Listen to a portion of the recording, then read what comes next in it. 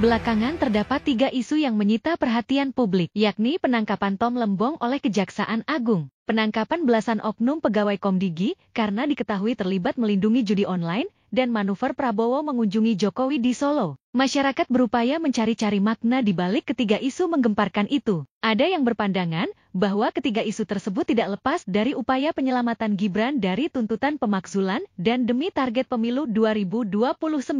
Penyelamatan posisi Gibran sekaligus bermakna perlindungan bagi Jokowi setelah lengser. Jokowi sangat perlu perlindungan dari tuntutan publik agar diadili atas berbagai kesalahan dan kejahatan yang dilakukannya selama memimpin 10 tahun. Dinasti politik, bisnis dan dugaan korupsi Jokowi beserta keluarganya dituntut agar dibongkar dan diadili. Gurita bisnis keluarga Jokowi banyak disorot publik karena terindikasi terjadi penyalahgunaan kekuasaan, memperdagangkan pengaruh dan korupsi. Kedekatan dua anak presiden dengan para konglomerat bukan kali ini saja terjadi. Kelindan bisnis Gibran dan Kaisang juga tidak luput dari sokongan dan pendanaan dari para pengusaha kelas atas. Berbeda dengan sang ayah yang berbisnis di bidang furnitur, Gibran Rakabuming dan Kaisang lebih dikenal sebagai pengusaha bisnis kuliner. Pada 2010, Gibran memulai usaha catering bernama Cili Pari. Pada 2015 dan 2017, kakak adik ini mendirikan Markobar dan Sang Pisang. Setidaknya, Gibran dan Kaisang telah memiliki 24 perusahaan hingga tahun 2022. Pada 2016, Jokowi yang berniat membangun 1000 startup lokal berkunjung ke kantor Plug and Play, perusahaan akselerator startup yang berpusat di California, Amerika Serikat. Dalam kunjungan itu, Jokowi meminta perusahaan tersebut untuk berinvestasi di Indonesia. Berbulan-bulan kemudian, Gandhi Sulistianto, anggota Dewan Pertimbangan Presiden yang saat itu masih menjabat sebagai direktur di Sinarmas Group, membuat perusahaan patungan bernama PT GAN Inovasi Solusindo atau GK Plug and Play Indonesia. Kerjasama antara Plug and Play dan GAN Capital, perusahaan milik Gandhi yang dijalankan oleh kedua anaknya, Antoni Pradipta dan Edwin Prasetya. Direktur utama Plug and Play Indonesia adalah Wesley Harjono, yang tak lain adalah menantu dari Gandhi. 3 tahun kemudian, perusahaan patungan ini menyuntikkan dana fantastis untuk jaringan bisnis Gibran dan Kaisang bernama PT Harapan Bangsa Kita atau GK Hebat. Perusahaan ini menjadi induk dari Sang Pisang, yang ayam, ternak kopi, dan lain-lain, serta menjalin kemitraan bisnis dengan para pelaku UMKM. GK Hebat sendiri merupakan kongsi dari 3 perusahaan, yaitu PT Siap Selalu Mas milik Gibran dan Kaisang, PT Wadah Masa Depan yang terafiliasi dengan keluarga Gandhi, dan PT Gema Wahana Jaya milik keluarga Theodor Permadi Rahmat, pendiri Triputra Group, dan salah satu orang terkaya di Indonesia. Selain Plug and Play Indonesia, kucuran modal mengucur dari perusahaan Alpha JWC Ventures untuk bisnis rintisan Gibran dan Kaisang.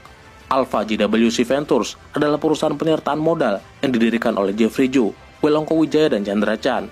Selama 4 tahun berturut-turut, perusahaan ini diketahui rajin menggelontorkan dana untuk bisnis anak presiden. Pada 2019, Alpha JWC memberikan pendanaan perdana senilai 71 miliar untuk usaha minuman milik Gibran bernama Gula. Setahun berikutnya, bisnis kuliner Mangkoku yang dikelola oleh Kaisang, Gibran, Arnold Purnomo, dan Randi Kartadinata kembali mendapatkan modal. Alpha JWC menyuntikkan dana sekitar 30 miliar pada 2020. Pada 2022, Alpha JWC Ventures bersama MTech dan Cakra Ventures lagi-lagi menyuntikkan dana segar untuk Mangkoku senilai 107 miliar.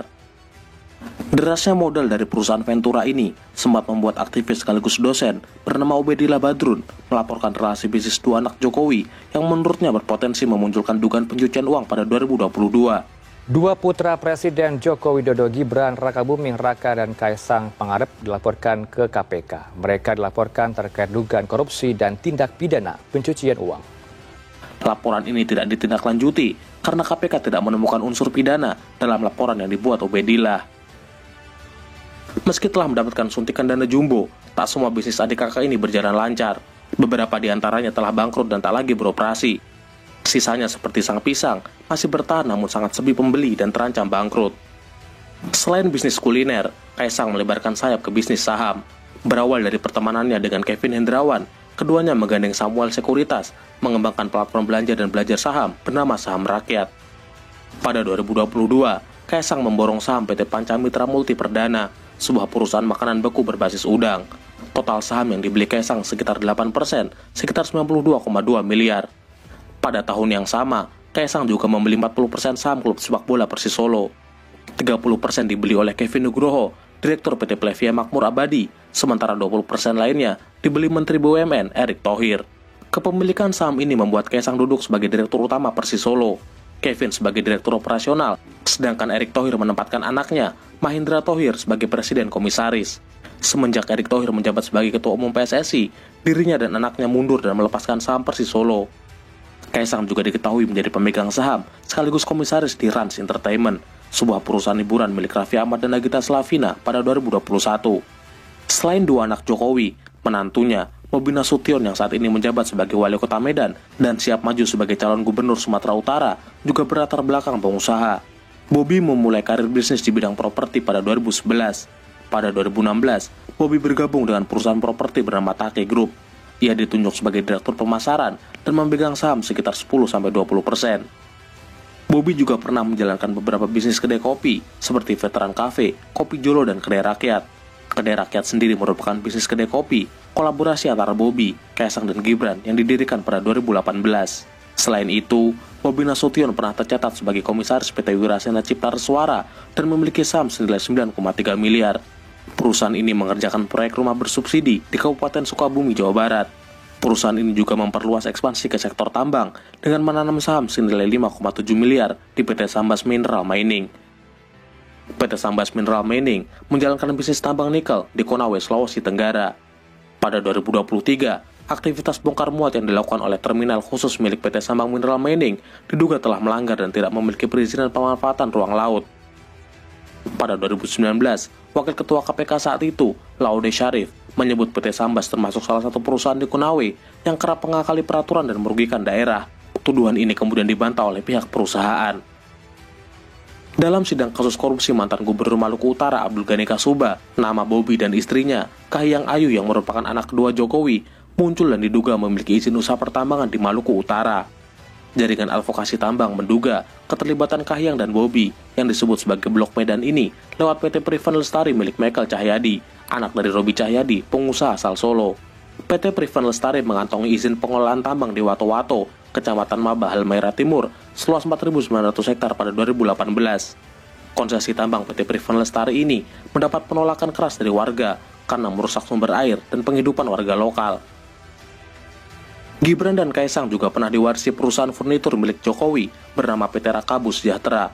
Sedangkan pemilik saham lainnya adalah PT Toba Sejahtera, perusahaan yang didirikan oleh Menko Marves, Luhut Binsar Panjaitan.